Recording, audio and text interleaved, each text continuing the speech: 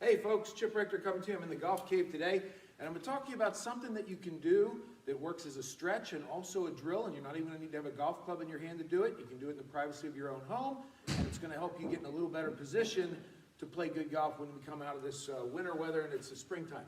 I want to talk briefly about make sure everyone understands the way the body needs to move. So many people do not understand this. There are so many people out there trying to turn their hips and turn their shoulders and doing way too much work in the backswing. And we don't want to do all that work that's not necessary and actually ends up being a detriment, okay? What we are trying to do is turn, and I'm gonna take two alignment sticks. You can grab a couple of golf clubs or something like that and do this along with me. I'm gonna put one across my shoulder line and one across my belt line, okay? Now, what I am trying to do is get depth in the hips where this lead stick points downward. I'm not trying to move my hips flat, rotationally. I'm trying to create some depth in the pelvis, okay? Conversely, this shoulder, okay, the shoulder line is going to remain more level. Yeah, it's going to get a little deeper, but we do not want the shoulders going down this way. We want the hips going down and the shoulders going a little level. And when you feel that, you're going to feel a lot of pressure work into your right hip, which is exactly what we want. We do not want, when we get these level turns, when we get going like this with the hips, almost all of you are going to get onto the outside of your right foot. Now we're at the top of the swing, we're on the outside of the right foot. We got to try and get the weight over to the front foot and get the hips open, okay? And we've got 1/10 of a second to do it.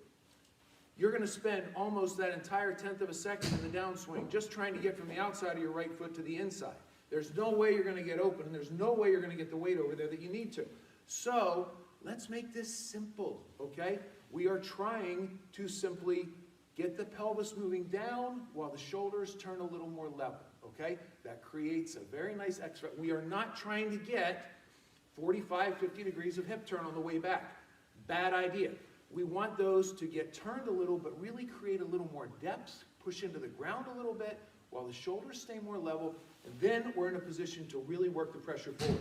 Molly Hobart, student of mine, who's doing great with this. You're going to see this picture. We've been working on this a lot lately. She's doing exactly that, trying to get a little more depth in the pelvis, keep the shoulders a little more rotational. She's doing a great job of it.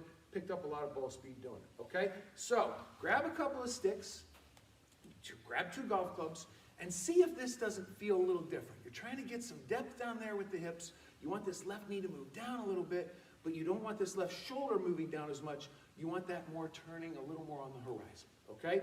These hips get a little depth, these shoulders not so much. That puts us in the correct position at the top of the backswing where we can really get those hips open, really get cleared, and hit great golf shots, okay? Try it. Curious to see if it helps you. If it feels a little bit different, maybe you've been doing it wrong. You know where to reach me if you want to work on this, chipr@pga.com. Working indoors in Carlisle and also working at a simulator out of Camp Hill in the wintertime. Can't wait to see you folks. Have a great rest of your week.